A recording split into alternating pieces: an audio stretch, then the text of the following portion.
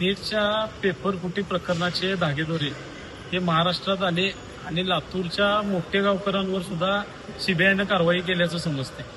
आज आम्ही माननीय जिल्हाधिकाऱ्यांची भेट घेतली आणि आज आमची मागणी ही आहे की या नीटच्या पेपर फुटी प्रकरणामध्ये जे दोषी आहेत या सगळ्यांवर तात्काळ कारवाई करण्याची गरज आहे. त्याचबरोबरीनं कोल्हापूर जिल्ह्यामध्ये अशा अनेक कोचिंग क्लासेस, अनेक अकॅडमी आहेत ज्यांचं खासगी महाविद्यालयांबरोबर टायअप आहे आणि हे विद्यार्थी ऍडमिशन फक्त संबंधित कॉलेजेसला आहे, परंतु दिवसभर हे या अकॅडमीत असतात.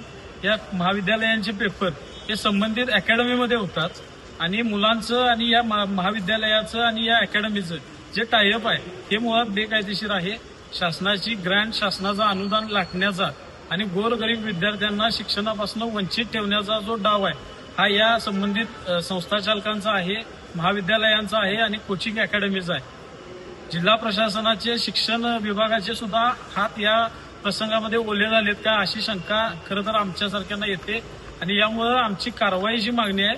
या संदर्भामध्ये जे कोणी दोषी असतील त्यांच्यावर कडक कारवाई आमची अपेक्षित आहे आणि जर ही कारवाई झाली नाही तर संबंधित कोचिंग सेंटरला टाळं टोकल्याशिवाय आम्ही शांत बसणार नाही.